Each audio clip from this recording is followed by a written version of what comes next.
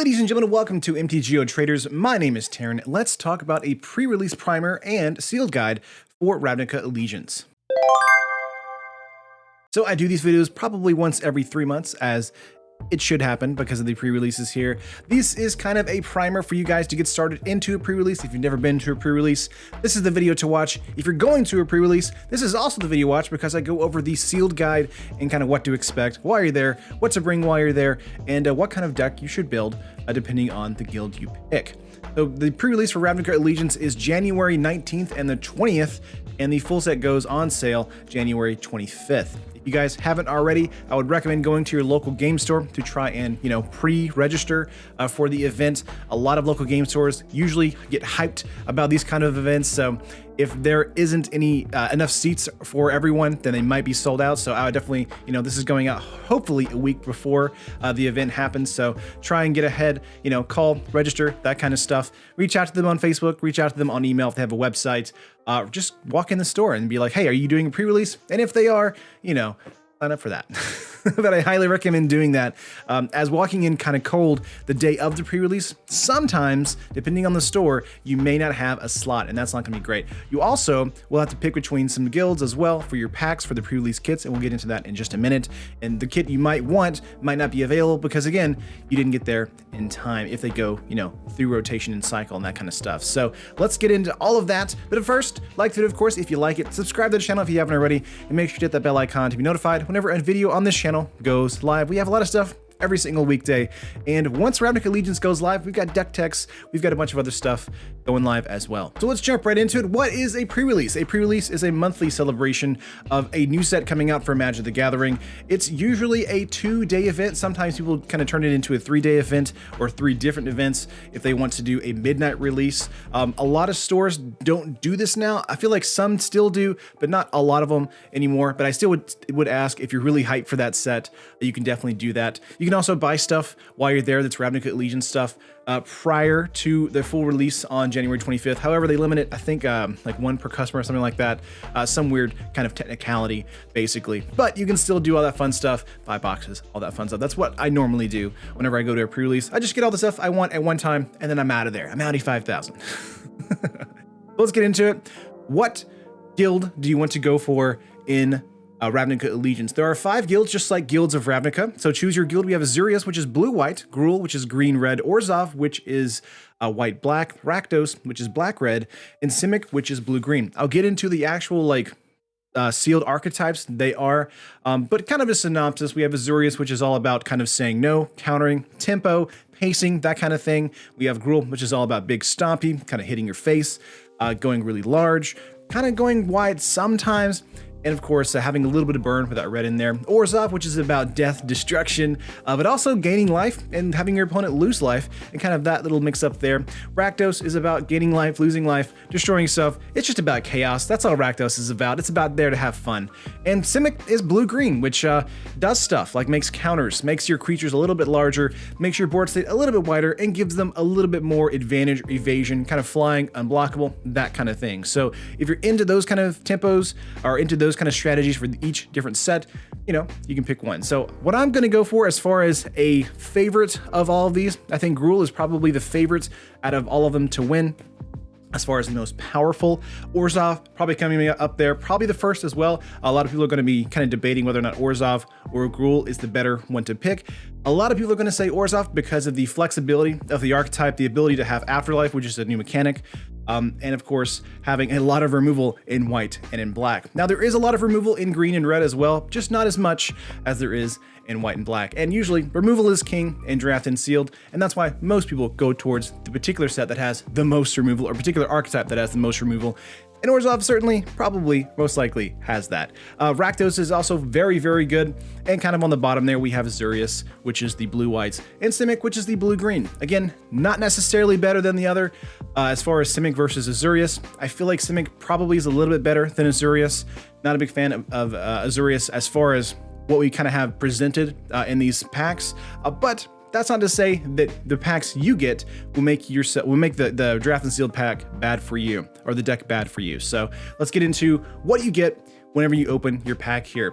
What you get is you get one seeded pack, which is the pack here that had the precognition perception. So it's going to be any kind of random, like rare, but with the guild's colors. So it could be a really good card, could be kind of a terrible card, but it's again on theme with that particular one. So for this one, we picked Azorius. So we get a die, we get the box, we get our seeded pack, and we get 5 regular booster packs. And just like sealed, generally, you're going to build a deck from these 6 packs. The seeded pack is going to have one really good rare, and then a bunch of stuff that's on theme for Azorius. So, again, really, really nice, kind of concise. The only issue, of course, with the seeded packs that I had, again, with Guilds of Ravnica is sometimes you get a seeded pack that's really good, and the other 5 cards, or the other 5 packs you get don't really support that color. Just keep in mind that you don't need to build, or you shouldn't build, just with the one seeded pack kind of going towards it. All the seeded pack is there to do is kind of help you, kind of tilt you a little bit more into that guild if you can possibly build into it, if the other booster packs have the cards that you need. So if you pick a Gruul box or a Rakdos box or a Simic box or whatever, make sure that you're building with the best cards available and not building it because you picked a Simic box. Well, I'm going to build Simic because one of my packs is just strictly Simic. Maybe the other 5 packs do not have all the Simic cards you need to make a very good Simic deck. Maybe you have more of a decent Azorius deck or maybe a decent Gruul deck because, again, those kind of colors bleed into other guilds, which is one of the best parts about having the guild structure within Ravnica Allegiance. Now, another thing to keep in mind is most of the time in sealed and in draft, you're going to go 3 colors, so keep that in mind as well. You could go, instead of going Gruul with green-red, you could go Jund, which is green, red, and black. So splashing a little bit more for that 3rd color.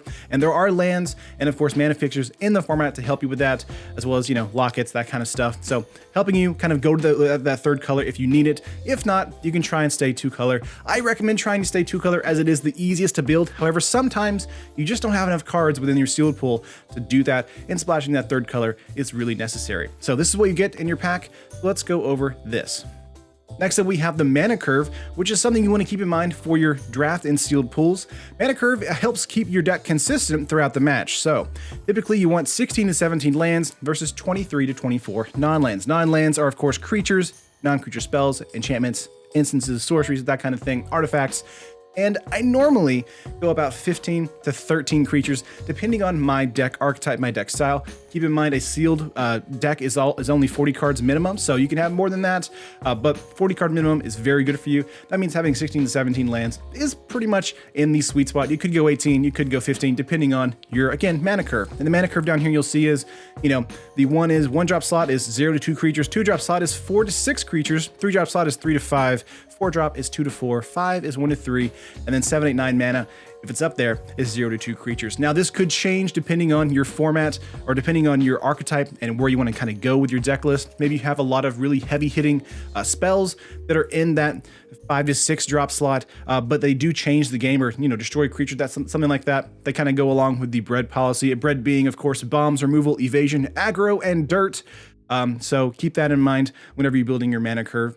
Next up for you is the 2 and 3 drop slots are the most important, as those are the most kind of pivotal moments within a match. So kind of think about, you know, how many creatures you want in your deck list that are in the 2 to 3 drop slot. How many do you want in the 4 drop and 5 drop slot? How many bombs do you want versus how many kind of low to the ground attackers do you want in your deck? Do you want your deck to be really fast, kind of Rakdos style? You want your deck kind of be more mid-rangey, kind of go large like Gruul.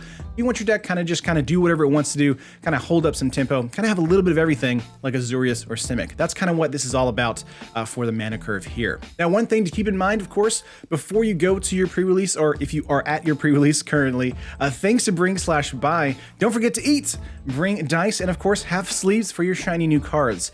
Now, I kind of put 4 different things up here. Pizza. Pizza's good, right? I'm lactose intolerant. I can't have much pizza, but pizza's pretty good. I crave it constantly. It's like in my blood all the time to have pizza.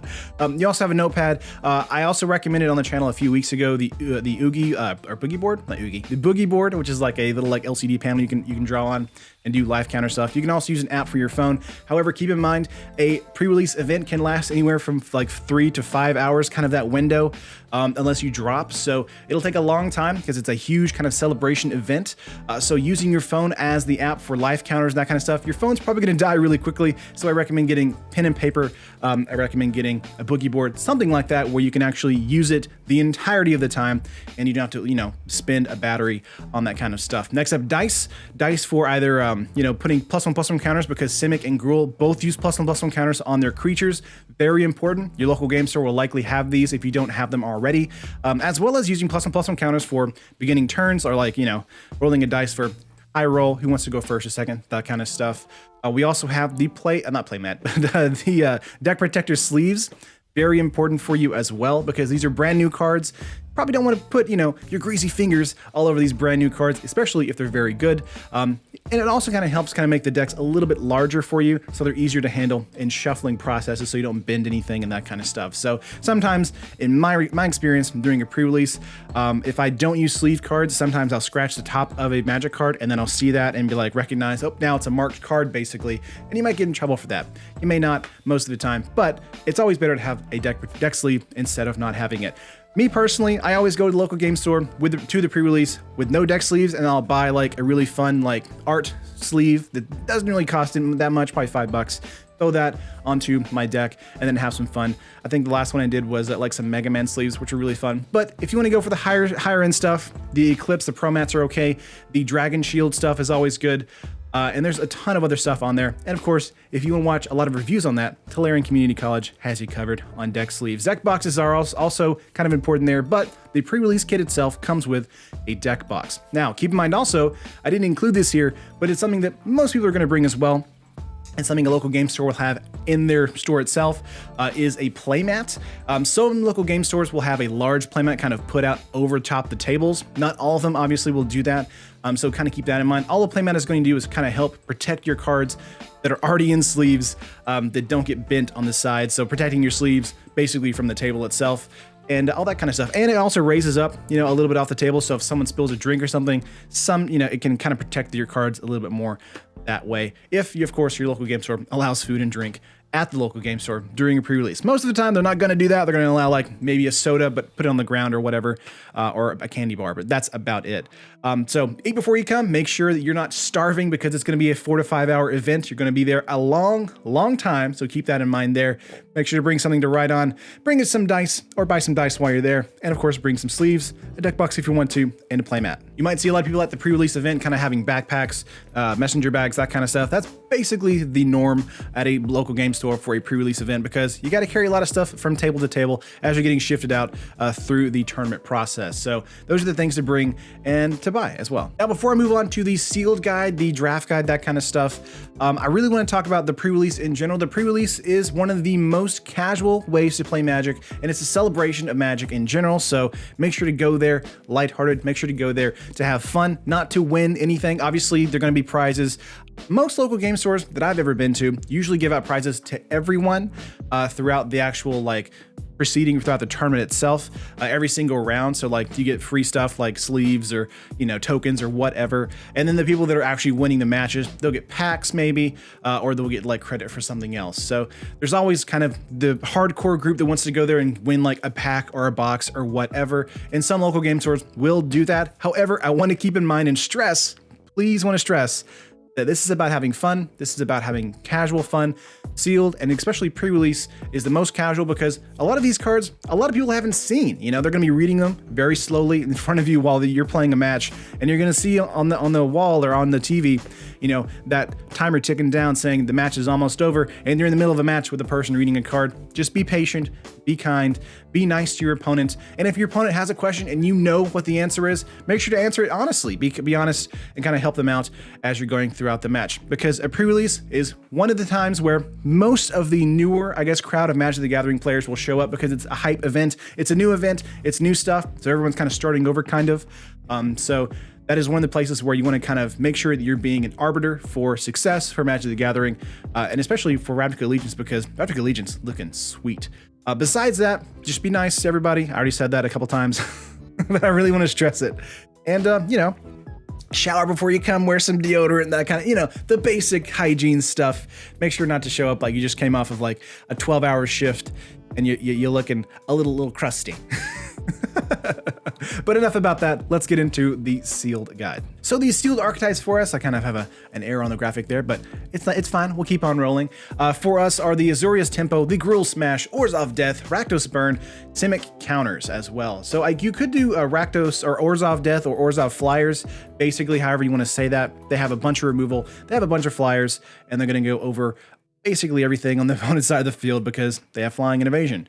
So these are kind of the different types of ways you can build the deck list. There's also a sixth type of way to build it, which you could go with like a Gate Matters deck. There are a few cards within the format or within the set itself that have a Gate Matters kind of effect, which it means that counts the number of gates you have in play, or if you have a gate, it does XYZ. Those kind of cards do exist within the format, and they're also really fun, but I wouldn't lean on that specifically because these are the main 5 formats within the deck list themselves. And again, I just said previously, you can splash into a third color for some of these.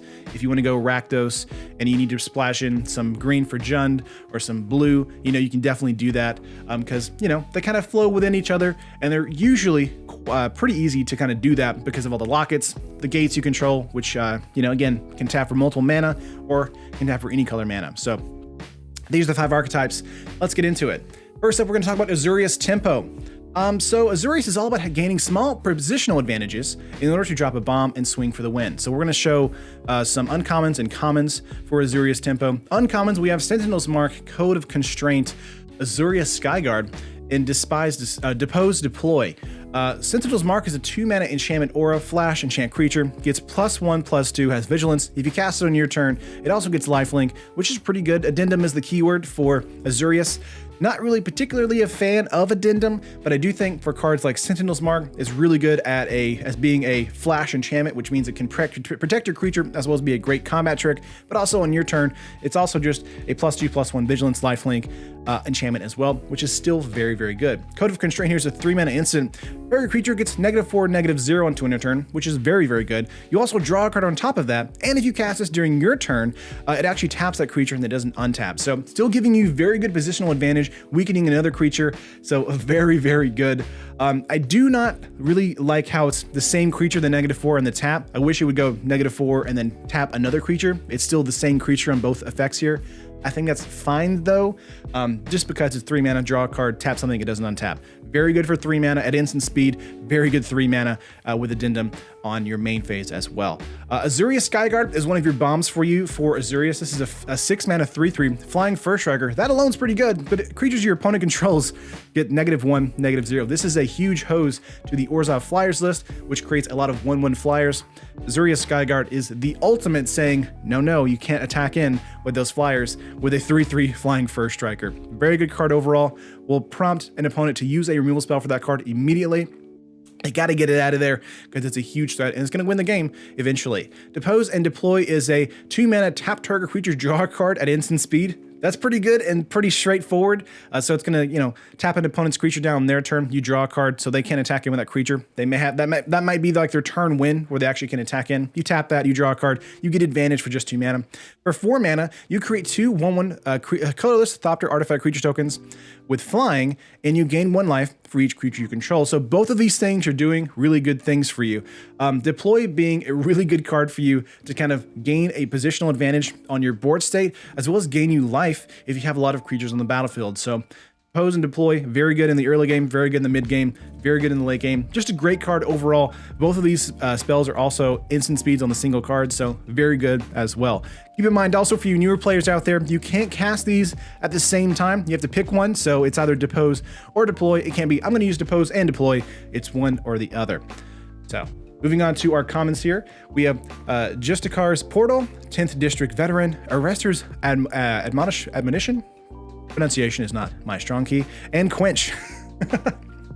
So the Portal here is a 2-mana instant. You basically need to blink a creature, and that creature gains first strike and end of turn. Fantastic card for you to kind of go around removal, kind of flicker your card out of existence. If they go for a kill spell on your card, your creature, you get to flicker it out, so this kill spell fizzles, your creature comes back in, it has first strike, which means it's protecting itself from a potential attack in from your opponent. So very good tempo card, very good against a go big, go wide board state against your opponent. 10th District Veteran here is a 3-mana 2/3 with vigilance. Vigilance, and whenever it attacks, untap another target creature you control. This basically gives another creature you control Vigilance, and it's a 3-mana 2/3 common. That's very, very good.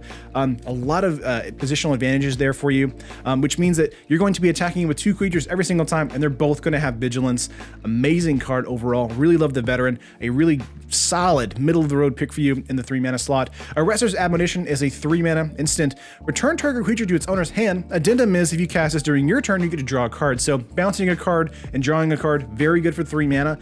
Being able to bounce for 3 mana is pretty normal as a common for you in instant speed. So if you do need this as a combat trick, you can definitely do that. But if you have the mana to spend on your turn and you're kind of not doing much as it is in Draft and Sealed, you could just draw a card for 3 mana as well, which is not bad, as well as bouncing that creature. And Quench, probably the best counter in the actual set here. A 2-mana instant counter target spell unless its controller pays 2. Very powerful in the early game, and very powerful if the opponent does tap out for something. I'm not sure that there's anything in the set right now that says they can't be countered. There is an enchantment that we'll talk about with Gruul later, but that's the only card I believe in the format or in the set that gives that particular ability. Besides that, Quench is very good, going to counter everything your opponent throws your way. Moving up here to our next archetype, of course, we have the Orzhov Flyers. Now, Orzhov is very, very powerful. Orzhov Flyers lets you play cheap threats that turn into flying threats that build into an army of evasion-based damage. So keep in mind, Flyers cannot be blocked by creatures that don't have flying, so they're just going to fly right over them and get damage to your opponent. Now, keep in mind, Orzhov is going to be a highly sought-after deck list or deck build because there are so many good cards within that deck list. So you might get into a flying fight within an Orzhov list, or maybe even Azorius list because Azorius has white and has quite a few flyers in white and even blue. Orzhov Racketeers, we have Spire Mangler, Ministrant of Obligation, and Orzhov Enforcer are probably the best uncommons. Now, there are other really good uncommons as well. I didn't want to put in just like the destroy target creature ones. Those are all really good. But let's talk about the creatures here.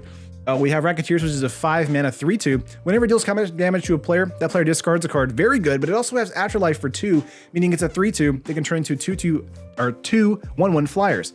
Very powerful, meaning that your opponent is going to be able to, once they remove this card because they're losing card advantage or they trade with something, you get 2 1/1 flyers. That's just gravy for 5 mana. I'll pay that all day long. Spire Mangler is a 3-mana 2/1 flash flying, and when it enters the battlefield, target creature with flying you control gets +2/+1 until end of turn. So this is doing 2 things for you. It's making one of your 1/1 flyers more powerful, making it a 3/1, which is very good. But it also has flash, which means it's going to be coming in most likely in the middle of combat whenever your opponent attacks out, and you block with a 1/1. You flash this in and give your 1/1 3/1 now, and that trades with whatever your opponent was attacking out with. So very good card. 3-mana 2/1 flash flying by itself is very, very good, but with that already kind of thing on top of that, the ability on top of that, it's amazing. Ministrant of Obligation here is a 3-mana 2/1. Afterlife 2, very simple and straightforward, but it's a 3-mana 2/1 that's going to die almost immediately and also make 2 1/1 flyers. For 3 mana, I'll take that all day long. Just like with Racketeers. Racketeers could have been a 2/2 for 5 mana, and I would still say it's pretty good. But Obligation is basically Lingering Souls for you, and that's super powerful. Orzhov Enforcer is a 2-mana 1/2. Death Touch, Afterlife 1. Again, Afterlife, whenever they die, you create a 1/1 flyer.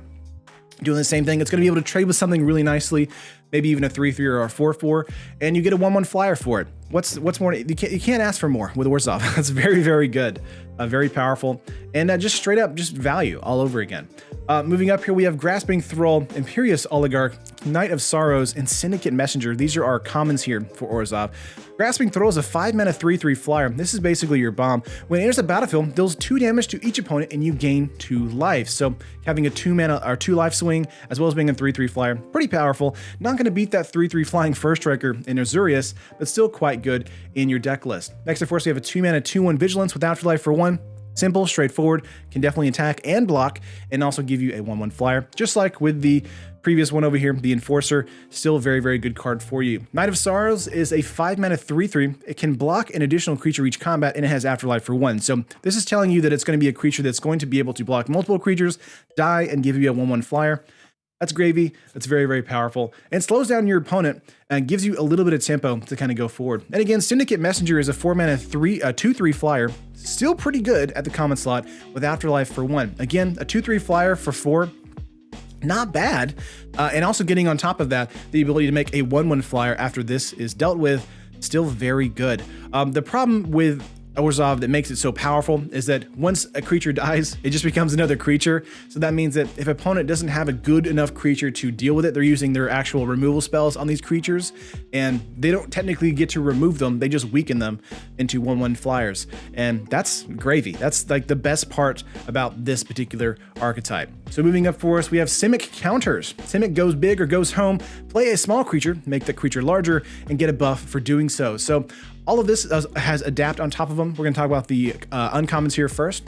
We have the Pitchermander, I don't really know how to pronounce that, Skatewing Spy, Trollbred Guardian, and Galloping Lizrog. These are insane creature types, and they're hilarious, and it's basically all Simic. So this is a 1-mana 1/1 with flying. That's pretty good by itself, but it has Adapt for 8, and it costs 1 colorless less for each instant and sorcery card in your graveyard. So this could be a 2-mana Adapt 4, turning this into a 5/5 flyer. That's amazing. Very, very good in the mid to late game. One of the things you want to keep in mind with the Pitchermander, I'm going to say that, is that there are a lot of ping 1 kind of abilities in Rakdos. So you want to keep this kind of in your mind as a turn 1 play. Very powerful on turn 1 as it is a 1-mana 1/1 flyer, but can definitely be kind of shot out of the sky really quickly in a Rakdos matchup. So keep that in mind. This might be a more mid-game play for you, turning into a 5/5 flyer if you have the mana to do so. Skatewing Spy is a 4-mana 2/3, adapt for 6, which adapts for 2, and each creature you control with a +1/+, or counter on it has flying. So this is one of the best cards for you that has adapt on it. So if you have counters on your creatures, which if you're Simic, you probably do, that means that you're going to have flying as well on top of that, as long as this spy is on the battlefield. That's very good board-wide pump ability, and turning into a 4/5 as well after adapting. Also good. And it says each creature, not other creatures, which means the 2/3 turns into a 4/5 flyer as well. So very good for that. Trollbred Guardian is a 5-mana 5/5, adapt for 2, and each creature you control with a +1/+1 counter on it has trample. So again, same thing with the spy here. You're getting a very good buff for just having counters on stuff, and adapt is all about counters, and you just kind of get away with it. It's very good. Galloping Lizrog is your big bomb here for Simic, a 5-mana 3/3 with trample. Enters a battlefield, you may remove any number of +1/+1 counters from other creatures you control, and if you do, put twice that many +1/+1 counters on the Lizrog. So 3/3 Trampler is pretty decent, but a 5-mana 3/3 Trampler that turns into a 6-mana or a 7-mana or a 8-mana or 8/8 Trampler is amazing, and can definitely be a game ender for you and for your opponent. The only thing to look out for, of course, is, this is going to be a huge threat and a huge removal magnet for you. So kind of keep that in mind. So all of these have adapt on them, and they're all very powerful in the right hands of the Simic deck list. Moving on to our comments here, we have Growth Spiral, Aeromunculus, Skitter Eel, and we also have Titanic Brawl. Titanic Brawl being one of the few kind of, removal spells I put in here to kind of show off that removal is really good in Simic. It is a 2-mana instant. This spell costs 1 colorless less to cast. If it targets a creature you control, the +1/+1 counter on it, and then target creature you control fights target creature you don't control. Very simple and straightforward, but it's a 1-mana fight mechanic. Very, very good. Growth Spiral is a 2-mana instant. Draw a card. You may put a land from your hand onto the battlefield. This is also an instant speed spell, which means you can do this on your opponent's instep. Draw a card. If you have a land, you can play it. Very good. So I like that card a lot. Ramps you a lot because all of these kind of adapt creatures need 1 turn on the battlefield and then another turn to kind of use the mana to pump them up. Most of the time, you're not going to be able to do it twice in the same turn. If you have the mana to do that, good on you, but sometimes you won't be able to do that, so Growth Spiral kind of helps on that. Aeromunculus is a 3-mana 2/3 flyer with adapt for 4, has adapt 1 for 4 mana, adapt 1. There we go. Get that right there. Turns into a 3/4 flyer. Pretty simple and straightforward, but again, very powerful for your board state. Very good mid to late game attacker for you that can hopefully close out a match. And the Skitter Eel is a 4-mana 3/3 with adapt for 2. Simple, straightforward, but a 4-mana 3/3, you're already gonna have the mana for the next turn for the adapt for 2. It's a 5-mana for 4, or technically it's a 5-mana for 7. Math is hard. But it's still a pretty big bomb for you in blue. Very surprising for the adapt mechanic. And again, adapt a lot better than we kind of initially gave it credit for. I do think that adapt is a little bit better, especially in sealed and in draft, where creatures kind of have a little bit more staying power. There isn't as much removal in that format as one would kind of have you believe. or as some people would have you believe. So Simic, quite good in the format. Next up for us, we have Gruul Smash. This is the red-green format here. Like Simic, go big or go home. However, this time you have a keyword Riot, which is amazing, and that makes all the difference here. Gruul Beastmaster, Bolrek Clan Crusher, we have Rhythm of the Wild, which is amazing, and then Zertar Goblin. That's a hard thing to say there. Beastmaster, a 4-mana 2/2, has Riot, and of course Riot is the keyword where whenever a creature enters the battlefield, you can enter with the battlefield with your choice of a +1/+1 counter on it or haste. That means you can come in fast or you can come in big, and those two options are very good against different types of matchups in the format, which is one of the reasons why Riot and the Gruul mechanic or Gruul guild is one of the best in this set.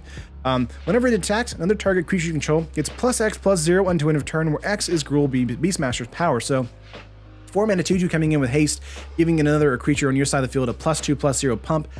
Very, very good. Along with this creature being able to attack, very good as well. Making this a 3/3 and attacking out the following turn, giving +3/+0. And again, this is a every single time this card attacks ability. So this is a card where you really will be using it quite a bit to kind of force trades or force blocks on your opponent, or maybe even close out a match. Beastmaster is a card that's going to do that for you.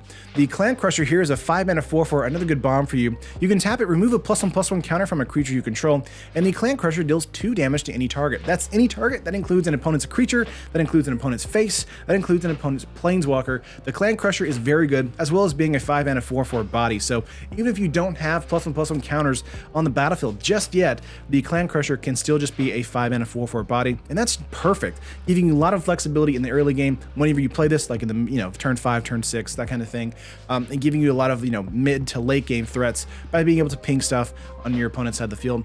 Either kind of giving up his attack just to ping something down. Rhythm of the Wild is a 3-mana enchantment. Creature spells you control can't be countered, and non-token creatures you control have Riot. This is also very powerful for cards that do not have Riot, that are still powerful creatures like a 2-mana 2/2. They come in, they have Riot immediately. Very good for your side of the field, but also very good against Azorius and some of these Simic lists where they're going to have some counters in their deck list. Rhythm of the Wild makes it so your creatures are not able to be countered, which is fantastic, meaning that you can kind of come down, choose Riot, and then either swing out for face with haste or make a larger creature. Zertar Goblin is a 2-mana 2/2 with Riots. Very simple and straightforward, but again, the keyword by itself is very good, making this a 2/2 with haste or a 2-mana 3/3, and that's just gravy for your Gruul list here. Moving on to our commons, we have Frenzied Arnox, we have Burning Tree Vandal, Stony Strength, and Territorial Boar. The Arnox here, or Arnox, that's how you say it, Arinox? I don't know. It's a 4-mana 3/3 with Riot, has Trample, and you can pay 6, and it gives it +3/+0. I'm kind of surprised this is not a uncommon instead of a common. Very good card, very powerful card, great bomb for you. Can definitely be a huge mana sink for you in the mid to late game, being able to be a 4-mana or a 4/4 for 4 because you put the counter instead of giving it haste, and then pumping it again an additional 3. So the trample on top of this just pushes it over the edge, making it a huge threat for your board state. Burning Tree Vandal is a 3-mana 2/1 with Riot, and whenever it attacks, you may discard a card if you do draw a card. So this is perfect for you in the mid to late game where you have a lot of dead cards in your hand, like lands or enchantment removal you didn't necessarily need in the matchup or whatever. And this kind of helps you kind of cycle through your hand to get a better card, hopefully, whenever this attacks out. Now, this could be a 2/1 with haste or a 3/2 with haste. I would probably opt for a 3/2 with haste, as it will have the more likelihood of trading with something, as an opponent will not want this to happen that often. So making it a 3/2 and then attacking out the next turn seems better than making it a 2/1 with haste, unless you just really need a good removal spell to kind of close out a match. Stony Strength is a 1-mana instant. Put a +1/+1 counter on target creature you control. Untap that creature. So putting the +1/+1 counter on a creature you control, not that great, but being able to untap it as well, that basically gives your creature vigilance for the turn, as well as making it more powerful permanently throughout the match. At instant speed as well, it's a combat trick, so very good card overall, and it can definitely slot into Gruul or into Simic as well, so very good all-arounder for you in either matchup or either guild, so very good card in the common slot. And Territorial Boar is a 2-mana 2/2. Whenever a creature with power 4 or greater enters a battlefield under your control, Territorial Boar gets +1/+1 and gains vigilance until end of turn, so a 2-mana 2/2 that turns into a 2-mana 3/3 with vigilance. Very good. Can't really ask for much more on the 2-mana slot for you.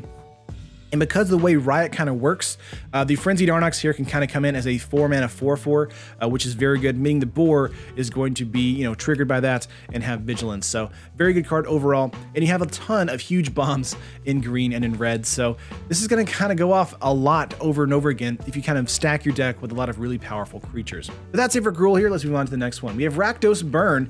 I believe Rakdos Burn is the last one. Yes, okay. Rakdos Burn is all about pinging your opponent to set off your spectacle keyword and casting spells on the cheap. You got to cast them on the cheap, you know. Misspelled pinging there, so there's that. Making graphics is harder than it looks, okay? Photoshop doesn't have autocorrect, all right? We have Daggercaster, we have Light Up the Stage, we have Hacrobat, and then Carnival to Carnage. These are our uncommons that I really love.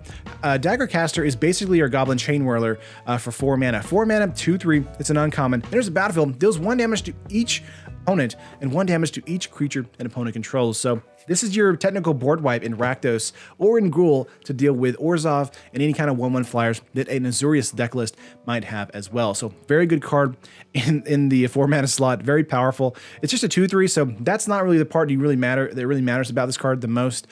The ability here is what matters the most because it gets off Spectacle, which is the card we'll talk about here. Light Up the Stage is a 3 mana sorcery with Spectacle, which means you can cast this card for its Spectacle cost rather than the main cost if an opponent lost life this turn. So have Daggercaster come out, have it deal 1 point of damage to an opponent's face. Spectacle is available to you, and you can use this for 1 mana instead of 3. This is exile the top 2 cards of your library until the end of your next turn. You may play those cards. Very powerful, very good card. This means you can play sorceries, instances, and creatures, of course, from the top of your deck without really having to worry about anything because you just paid 1 mana for it, and you probably have mana available to you after the fact. Now, Daggercaster isn't the only card that gives you the ability to kind of ping your opponent, but it is one of the best. But we also have Hacrobat here, a 3 mana 2/3 human rogue, has Spectacle for 2, and you can pay black or red. It gives it Death Touch, or it gives it +2, -2. So the ability to trade with something really nicely with Death Touch, or the ability to kind of get in for extra damage if your opponent decided not to trade. So this is a fantastic example here of a card of kind of teaching an opponent how to use combat effectively. You attack out with a 2/3. Your opponent has maybe a 3/3. They don't want to lose their 3/3 just yet because you can give this Death Touch. Well, they decide not to block. Well, since you decided not to block, I'm going to give this +2, -2, and get in for 4 instead of 2. Very powerful card. Very good card in the 3-drop slot, or technically 2-drop slot if you get that Spectacle off. Next card here is Carnival to Carnage. Carnage, or Carnival first, is a 1 hybrid mana instant. Deals 1 damage to target creature or planeswalker and 1 damage to that permanent's controller. So again, getting off Spectacle really easily for you for just 1 mana. Very good card. A card you want to get into a lot if you see it in Draft and Sealed. Carnage here is a 4 mana sorcery. Carnage deals 3 damage to target opponent.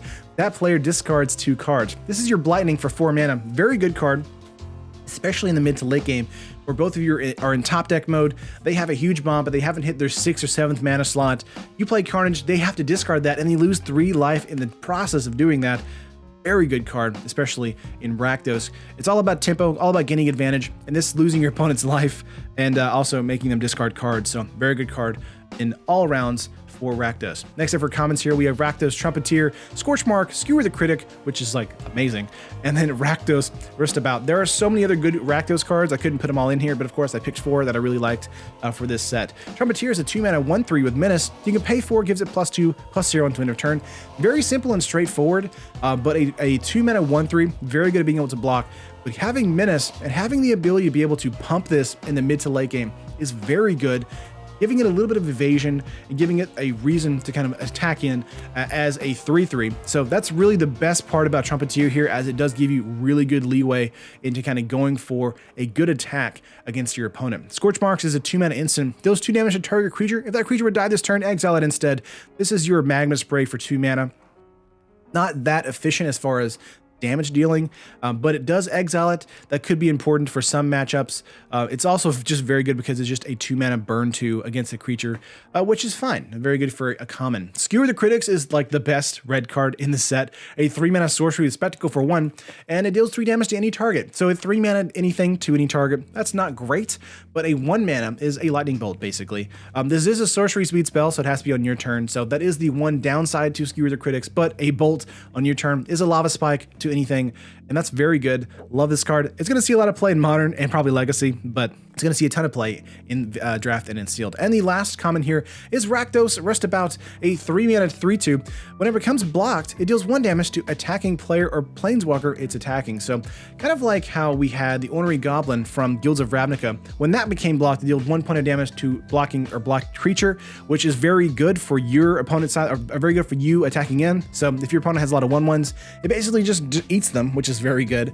Rustabout doesn't really do that. It's a 3/2 attacking in, and if opponent blocks it, it actually pings them, which actually puts off or gets off the spectacle for us. So main phase 2, we can start casting our spectacle things like Skewer the Critics or whatever we need to that we do have for spectacles. So this kind of is really useful to us, being able to ping our opponent and get off some pretty good hits with spectacle. That wraps it up for all of the different types of guilds for the pre-release for Ravnica Allegiance. Again, you're gonna have a choice of 5 different guilds: the Orzhov, the Rakdos, the Gruul, the Simic, and the Azorius.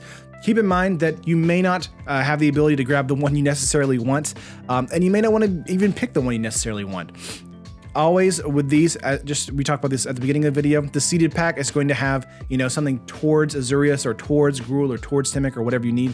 But the other 5 packs in the actual, like, the product itself are random. So keep in mind, make sure to build the best deck possible, not the deck that is Gruul or Simic because you picked a Gruul or Simic box. That's the most important kind of lesson takeaway from this video as far as how to build for the format, as well as keeping in mind the mana curve. Mana curve is very important as well. But I hope you guys liked this video. Hope it was useful to you. If it was, make sure to like the video. Leave a comment down below on when you're going to a pre-release. Are you going to a pre-release? And yeah, just share this video around with your friends. Very useful, lots of good information. And I do this every single time, but love you guys, and I will see you in the next video. Hey, if you made it at the end of this part of the video and, like, you know, you want to see more content, we have more content up there for MTGO traders. However, I do want to say that I have a Twitch stream. Twitch stream will be in the description, and I have a personal channel as well. I talk about video games. My first video is about Jet Set Radio. The next one will be about Mega Man. If you like video games, you should go over there. You should subscribe. You should watch the video. You should give it a like. You should give it a sub. That kind of stuff. There'll be a lot more other content on that channel as well throughout the year for 2019. Making sure that this year, you know, I'm kind of giving back to Magic the Gathering for this channel, as well as, you know, doing other stuff that I love, which is video games on another channel, and maybe some entertainment content like, you know, movies, that kind of stuff. But I love you guys, and I'll see you in the next video. Peace.